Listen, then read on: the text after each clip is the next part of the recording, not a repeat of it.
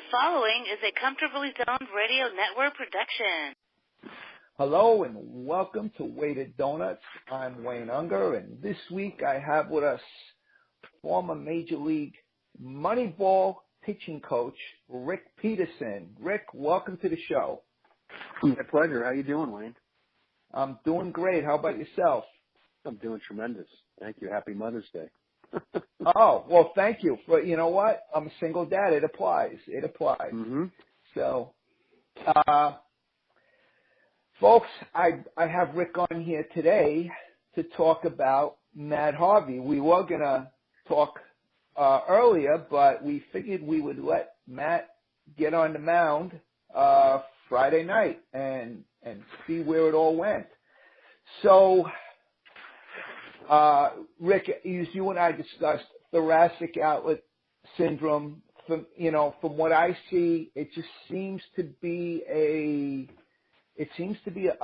tough recovery as far as, for me, what I'm observing is a pitcher to get their command back. Not so much the velocity, but the command back. Give us a little insight on all this. Well, from my understanding, from talking to Dr. Fleisig and Dr. Andrews, and they're primarily my resources over the years. When I've had pitchers go through these types of things, just to have an expectation of what the likelihood is of what we can expect, not only for our expectations, but also for the pitcher's expectations. So that they're realistic and understand where we are. But the combination of Tommy John and then a year later, after 2 years later, after starting to pitch again, having a thoracic outlet syndrome surgery, what makes it so difficult. And so we've obviously seen that it's affected his velocity. Harvey's velocity is no longer the same as what it was.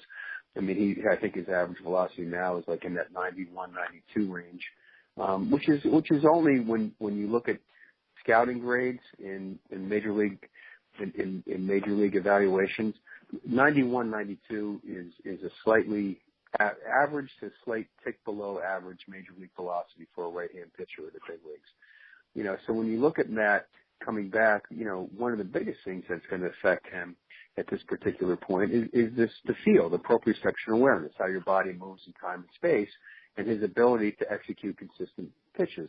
He appears to be totally healthy right now. He doesn't have the same stuff that he used to have. He's really gotten away from his curveball, which is a big factor. His spin rates are down. His fastball spin rate was a higher spin rate in the past, which allowed him to be able to elevate the fastball more effectively. And I think what you're starting to see is he's never been a ground ball pitcher. He's a fly ball pitcher. And I think one of the things that you're seeing, over time, is that the distance of the ball off the bat when it's in the air. In 2015, in 2015 and 2016, balls traveled like just under 310 feet when the ball was put in the air. That was on average with Matt Harvey. 2017, it went to 323 feet. This year, it's 341 feet. So it's almost like 30-some feet, close to 40 feet further on average, which means the exit speed is higher. So he basically has to oversimplify, reinvent himself. But when you look at, so I think the best thing that could have happened to Matt Harvey, it was for him to be able to get new scenery and be with a club, not only to be with a team like the Reds, but being with a team that's non-competitive, because they're in a total rebuild right now. And to send somebody out there every fifth day and go through the struggles of being able to come back, to some kind of realistic form to be productive when your stuff has been diminished, your velocity is down an average of close to 4 or 5 miles an hour. Your off-speed stuff doesn't have the vertical movement that it had in the past, and it's going to take some time to get that back. No longer than Tiger Woods coming back from all his surgeries. I mean, Tiger finally had the best round of his career, actually, yesterday. But his club head speed is fine, his exit speeds are fine, his spins are fine off the TrackMan reading, but he hasn't been able to make consistent shots, and that's exactly where Matt Harvey is. So the key for him is to see if he can get maybe 30 starts this year. Probably 30 is unrealistic now because he went to the bullpen for a few weeks. But if he could get like in that 25, 27 starts and finish the year healthy and start to make progress, and I think the step the other day on Friday with Cincinnati was a huge step forward for him. Tell me something. Matt Harvey is a free agent at the end of the year. What do you think was the upside for Cincinnati acquiring Matt Harvey? Because they traded Devin Mesorasko, and they had to send money over to the Mets as well to cover the difference in salaries. Well, first of all, they're counting on the fact that Mesorasko doesn't fit into their long-term plans, without question. And according to, a lot of the reports from scouts that will give their opinions to writers anonymously, he's not the same catcher that he was before. He's not that caliber all-star type of catcher that he was before. The fact that the Mets got something back from Matt Harvey and we're going to have to pay his whole salary regardless is huge. So they got a catcher. They needed a catcher. And for Cincinnati's upside, their upside is the hope that Matt Harvey can become at least a middle. If he can become a 3, at least a 3. And even if he becomes a 4 or 5 starter in the big leagues, he has value at the trade deadline, without question. I can remember many years with the Mets and with Oakland where we got to the trade deadline in 2007 in particular, in July. I remember when we had our meeting and we were asked, what do we need to possibly go deep into October? We need a starting pitcher. It doesn't have to be a 1 or 2. It could be a 4 or 5. But we need someone that can match up against somebody else's 4 or 5.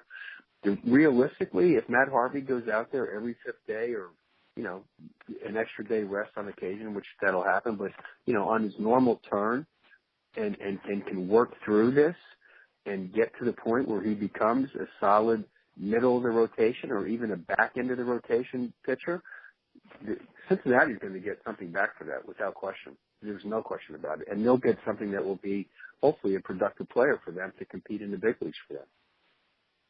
Good point. When Matt Harvey pitched the other day, did you catch any of it? Did you watch him at all? No, I watched just the highlights of it. And I think what you saw more than anything else is that his ability to execute pitches more consistently. And you saw that with the Mets. You saw that, I think, in his last couple relief outings where he came in, he had a 1-2-3 inning, threw the ball well, made consistent pitches, and then the next inning was a total disaster. And it's the same thing that what we've watched Tiger in his comeback.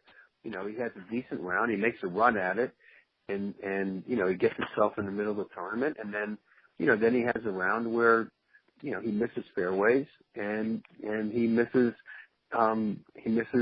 birdie opportunities. And it's the same thing in pitching. It's one pitch at a time. And it only takes, to have a rough outing as a starter in the big leagues, let's say once you get your pitch count to where it's reasonable. Right now, Harvey's pitch count is, he's probably about 3 starts away, at least 3 starts away, I'm going to say, until he gets to an unrestricted pitch count. Meaning unrestricted, meaning that, all right, you're ready to go 90 to 110 pitches. But he's at least 3 or 4 starts away from that. I think he had 45 pitches the other day, somewhere in that range. So you're looking at 45. The next outing you're looking at 60. The next outing you're looking at 75. If everything goes well in the outing after that, you're hopefully to get 90. But even so, as you're extending those pitch counts, you're leaving yourself very vulnerable to, like when you look at spring training, typically starting pitchers, as they get extended in spring training, the time that they're most vulnerable is the back end of that because now you're tired. You're not used to going 90 to 100 pitches. So the first couple times you go there, you're hitting a time where you're on the edge of being tired and also ineffective, combination. And when you're tired, does that get a pitcher to change what he does? Does he overcompensate? Does he open himself up for injury? Well, I think, of course. I think any time that you're tired and you're going through some kind of athletic, whether you're lifting weights or you're running or you're, whatever, you lose your form. So when you get to the point where you start to lose your form, obviously you're at risk of injury at that point when you're more tired. And number two, you're at risk of not making pitches. But I think the other big factor with Harvey, he is going to need to modify his game, to reinvent his game. I believe he's probably going to have to, I'm going to speak in general terms, without having data, but I believe he's probably going to have to implement a lot more two-seam fastballs and hopefully get some sink, very similar to what CC Sabathia has done. He may have to get back to his curveball on occasion. His slider has flattened out. It doesn't have quite the same depth. And he may have to adjust the grip on his changeup to get a little bit more late finish on it at the bottom of the strike zone. Right now, everything is flat, and it's flat because your spin rates start to diminish. And he may have to also maybe, possibly bring on a new pitch. I mean, you have to really consider that. Maybe he can cut his fastball on occasion. I'm not talking about a big cutter, but I'm talking about a fastball that can cut so that it can finish in on lefties or predominantly down and away from righties. And let me ask you something. You mentioned, building up pitch counts, and there's always discussion about that, about pitch counts. What's your thought on pitch counts? Do you think that pitch counts, that so-called artificial plateau of 190 to 110 pitches, do you think that's too low? Do you think, for lack of a better term, do you think that starters are babied today? Because we know years ago starters would go, they would go a whole lot longer. There were more complete games. Starters would go deeper into the games. What's your personal thought on that? Number one, I don't think it's really fair to compare errors. You can go back far enough when the mounds were higher, strike zones were bigger, ballparks were bigger, bats were not what they were. There was one bat company, the Louisville Slugger. Now there's a zillion bat companies. Bats are lighter, balls travel further. You have multiple different factors. So to compare, when people, try to compare generations, I really don't think it's a fair comparison. And I also think, because number one, when you look at the track record in the past for pitchers that get to the big leagues, when you look at past generations, most of the players that played, were at least two sport, if not three or four sport athletes.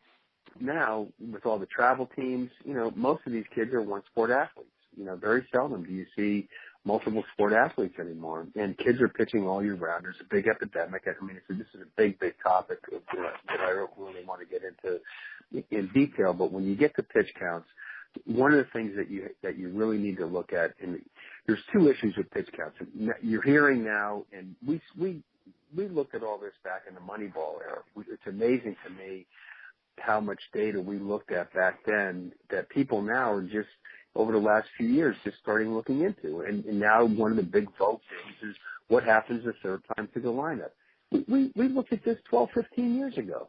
What's 1988 or 2018? I take that back. We looked at it 18 years ago.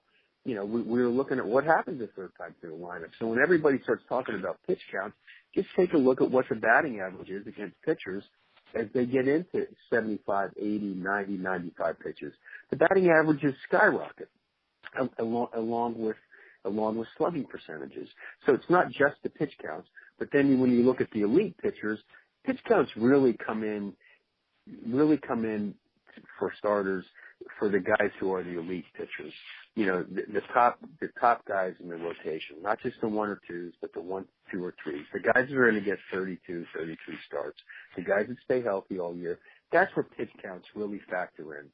So, and every pitcher, kind of has his own barometer. Like you look at Scherzer, for example, and Verlander, they're like 110 type guys. They're 110, and they can, they're spinning the game up and they're dominating a game. They're 110, 120 type guys, and they come back with the same stuff.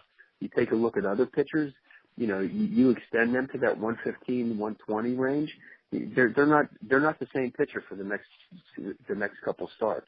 They just can't handle those kind of volumes. So once you establish what a pitcher's pitch count is as a starter, you want to keep them in a three start cycle. So let's say your pitch count that you perform best at is somewhat, let's put 100 pitches for that matter. So for example, let's say you have a game where you happen to dominate a game, you're totally in control of the game. These are stress-free innings, and let's say you go to 121 pitches and pitch eight or nine innings, but you're a 100 pitch guy. Well, in the next two starts, you got to balance that out because you're looking at 300 game pitches for 3 consecutive starts. So you just added 21 more. You got to make up for that somewhere. So his next start, you're probably looking at coming into it projected, expected. Probably run that 85, 90 pitch count. You're going to back off of it. You're going to back off of it to give him a little bit of recovery, especially if he's still on 4 days rest. If you're going to go a little bit higher in a pitch count with a starter, typically you'll do that when you know that he's got an extra day's rest. And he'll have a 5th day's rest coming into it because you have a day off and you can flip your rotation around. But I think every pitcher, like you look at CC Sabathia right now, at this point of his career, he's about an 80 pitch guy, 80, 85 max. And when they get to that point, they know that that's about where he is. So everybody has their own threshold, and it's critical to establish it. But I don't think they're babied only because of the fact that if you look over the last at least 5 years, you probably go back 6 or 7, maybe even further. Opening day, if you have a 5-man rotation, there's 150 starters in the big leagues, 5 times 30 teams. Over 50% of those starters will go on a disabled list for a minimum of 2 months every year. 2 months every year. I mean, think about it. DeGrom's is coming off he's just coming off being on the DL right now. I mean, you take a look across the board. How often pitchers go on a DL. CC's already been on a DL for 10 days. We just came back off of the knee issue. I mean, but they'll go on a DL for a minimum of 2 months every year. Over 50% of the starters. I mean, so what does that tell you? And that's industry-wide, and that's been that way. If you have the appetite to look at the history of starting pitchers or pitchers and injuries, read Jeff Patton's book, The Arm. An outstanding study. He goes back into the 1800s, and arm injuries have been chronic, the history of the game. This is not new. And and also, the fact now that since last year the DL they lowered the time from 15 days to 10 days, so the teams are also taking more advantage of that. They're like, well, of course, I can get away with him just missing a start and maybe and slide him back in. One last thing. How do you feel about Tom Verducci's theory about young pitchers increasing their innings by more than 30 innings a year? He thinks it spikes injury rates. Are you a believer in that? Well, why don't you Google Tom Verducci's Verducci rules? You know where he got them from? I know you were referenced in there. Yes. Okay. I gave that information to Tom Verducci back in 1998, 99, 2000, somewhere in that range. He asked me that question, and I said, Tom, here. I mean, we've done these studies with Dr. Andrews over the years. I said, I don't write for Sports Illustrated. You're a writer. This would be really great stuff for you.